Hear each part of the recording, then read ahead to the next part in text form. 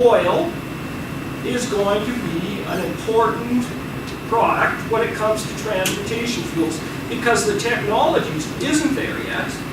And I realize Tesla's just released a new car, electric trucks, we're moving it. But realistically, there's still going to be significant dependence in terms of coal for transportation purposes. Now, Alberta's response basically to the commitments that the federal government made in Paris in December 2016. The Alberta government's consulted with the oil sands producers and they've decided to set a legislative target on the emissions, as indicated here.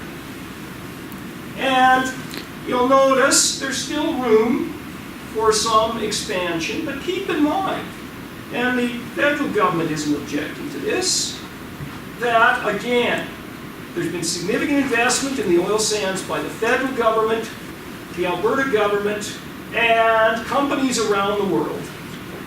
And again, this is not going to be the focus, sole focus of emissions reduction. Keep in mind that companies through technological innovation, as was pointed out, are reducing the emissions. But the reality is, for GHG emissions from oil, and the best that you can do, at least in the next couple of decades, is to reduce those emissions, but nevertheless continue to provide a secure supply for transportation. If we turn to electricity, Alberta, for decades, has invested in infrastructure, specifically coal plants.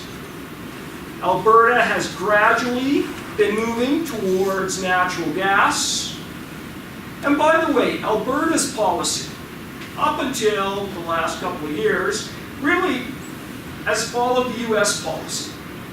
And it's different when we talk about approaches here. You've basically got the European approach, the Western European approach, and that is government subsidize renewable energy development, or you've got the US approach, ignoring some states like California, but the US federal government approach has been we phase out coal and we replace coal with natural gas. And by the way, it doesn't really matter what President Trump tweets. Having met with groups of executives down in Houston after President Trump was just elected and been commenting, rebuilding the coal industry. The comment that's been made by these executives and the oil and gas sector is it doesn't make economic sense to reinvest in coal plants because we have abundant, cheap natural gas through their shale gas revolution, which is spilled over in Alberta. So again, we have a lot of cheap natural gas, and that cheap natural gas, even when you take a look at what the provincial government is doing in terms of promoting increased renewables, natural gas will play a significant role in generating electricity in Alberta, regardless of what government is elected, because there's a strong economic reason for doing that. Now, as I say, the critical thing, we're phasing out coal, and just like the US, that's one of the ways, and this is a national movement in Canada, as it is in the US, to reduce our GHG emissions. And the irony is Germany, that is touted, they for years have been subsidizing renewable energy development. I was just over in Qatar, picked up this article, very interesting. Germany, and they've made the decision to phase out the nuclear plants there. What are they doing? They're opening up coal mines, lignite coal, which is the worst type of coal in terms of emissions. Again, they've got to replace the nukes with something, and they're doing that with coal, which is kind of aggressive. But anyway, that's an interesting development. So, we have had wind, hydro, and solar development. Wind currently accounts for about 9% of our electricity generation, hydro 5% of our electricity generation, solar, which will get into more detail, but not as much. Significant thing about solar, it's 1/3 of the cost it was a decade ago. So if I was to look into my crystal ball, looking at what the Alberta government is doing and the Canadian government, we're clearly going to see more wind development in the province, maybe more hydro. There's some controversy. If you look at British Columbia to the west side, see that they're down. And we'll see some more solar because, again, the prices have gone down and this assists with our efforts to reduce emissions. Now, what's driving this? Well, the federal government, as with many other governments, agreed in Paris, called the Paris Agreement. And when you look at, there's a bill that's moving through the House of Commons. It's gone through its first reading. And it's to develop a national strategy for renewable energy. And what is in that bill basically fits these key things. Federal government needs to make nationally determined contributions, PHGs. The parties, the governments, Paris, are to undertake and communicate ambitious efforts, and clearly what our federal government is trying to achieve is ambitious. They've indicated by 2030, preferably sooner, 90%, 90% of the electricity generated in Canada will be from renewables. It's interesting. And I was asked in Qatar at a meeting, well, do you think that's realistic? And I said, well, keeping in mind, we already produce, you'll look at different numbers, but probably somewhere around 55 to 60% of our electricity from hydro. And given the incentives I'm talking about in place and the political mood, yeah, I think we might get there by 2030. We'll see. I think we'll pay more, certainly in Alberta, for electricity, but that's another side. And then thirdly, the efforts of our federal government, and that will include the provincial governments, will represent a progression over time. And the latter part of this is the contribution must reflect the highest possible ambition, which, as I say, 90% by no later than December 30th, 2030.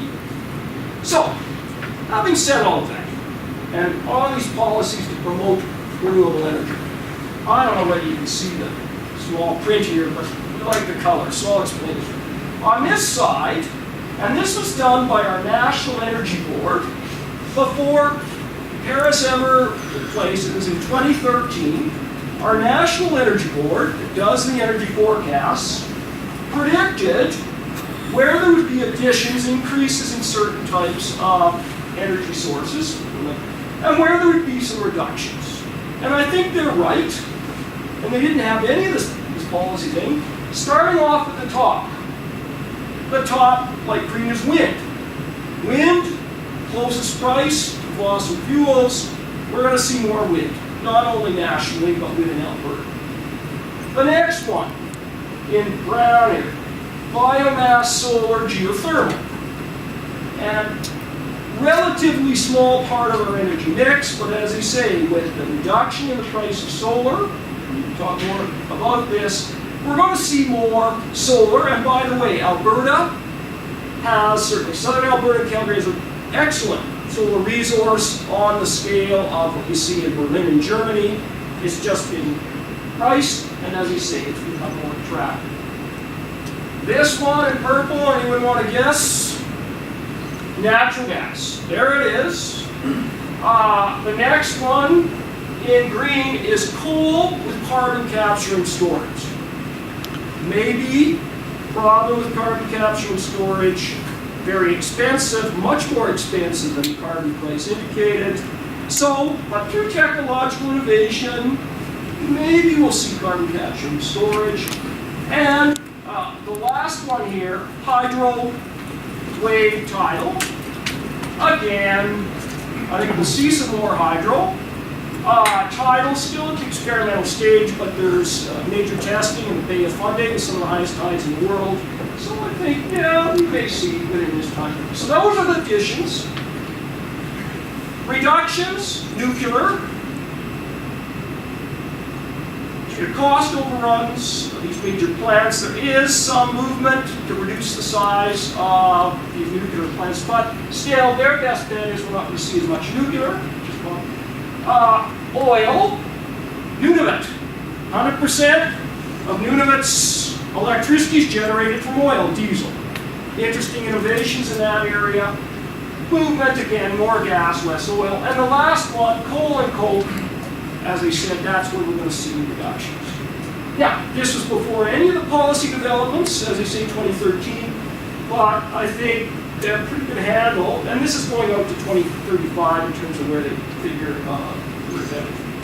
And this is